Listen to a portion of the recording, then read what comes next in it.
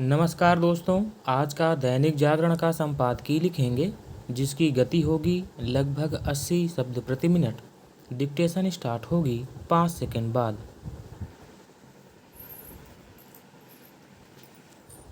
Start. Sri Lanka की यात्रा से लौटकर प्रधानमंत्री नरेंद्र मोदी की ओर से रामनवमी के अवसर पर रामेश्वरम द्वीप को तमिलनाडु की मुख्य भूमि और रेलवे नेटवर्क से जोड़ने वाले पम्बन पुल का उद्घाटन राज्य के साथ ही देश को मिलने वाली एक सौगात है। अपनी तरह के इस अनोखे समुद्री पुल का निर्माण तमिलनाडु के लिए बड़ी उपलब्धि और गर्व का विषय है। यह देखना दुखद रहा कि इस अवसर पर तमिलनाडु के मुख्यमंत्री M.K. स्टालिन ने प्रधानमंत्री के साथ मंच साझा करना आवश्यक नहीं समझा। यह ठीक है कि राज्य सरकार के प्रतिनिधि के तौर पर उनके एक मंत्री उपस्थित थे, लेकिन कोई भी समझ सकता है कि उन्होंने संकीर्ण राजनीतिक कारणों से ही इस कार्यक्रम से दूरी बनाई। यह और कुछ नहीं, सामान्य राजनीतिक शिष्टाचार का उल्लंघन ही है।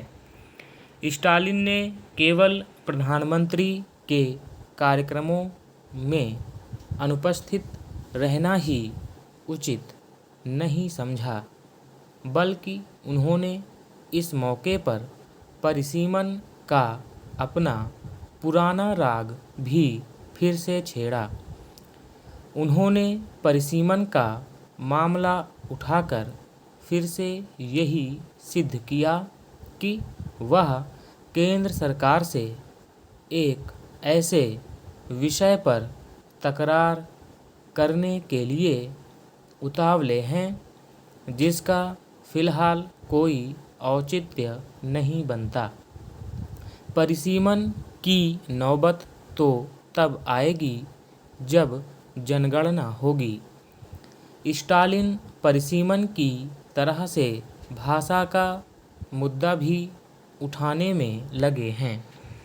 यह तो बिल्कुल व्यर्थ का मुद्दा है, क्योंकि वह नई शिक्षा नीति के जिस त्रिभाषा फार्मूले का उल्लेख कर यह शोर मचा रहे हैं कि हिंदी थोपी जा रही है, उसमें तो हिंदी का कहीं कोई उल्लेख ही नहीं है।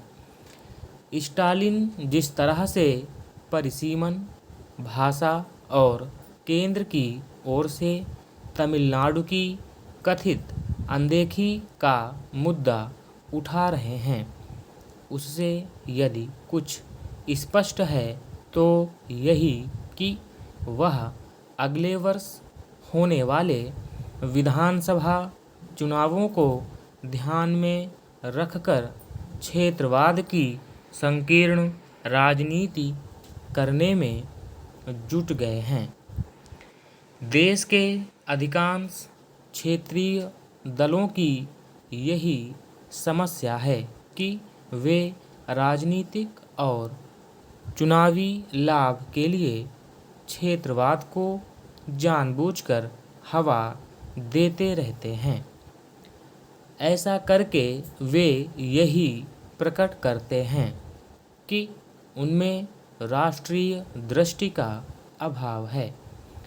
राष्ट्रीय महत्व के मुद्दों पर क्षेत्रीय संकीर्णता की राजनीति करने वाले स्वयं के साथ अपने राज्य की भी राष्ट्र की मुख्यधारा से दूरी बढ़ाते हैं। यह अच्छा हुआ कि प्रधानमंत्री मोदी ने स्टालिन की दुष्प्रचार की राजनीति की पोल खोलते हुए न केवल यह कहा कि आखिर वह और उनके सहयोगी अपने हस्ताक्षर तमिल भाषा में क्यों नहीं करते, बल्कि यह भी पूछा कि वह अपने राज्य के छात्रों को मेडिकल की पढ़ाई तमिल भाषा में करने की सुविधा क्यों नहीं दे रहे हैं। यह विचित्र है कि प्रधानमंत्री तो राष्ट्र की प्रगति में तमिलनाडु की भूमिका का उल्लेख करने में लगे हैं और स्टालिन क्षेत्रवाद की राजनीति को भड़काने का कार्य कर रहे हैं। स्टॉप।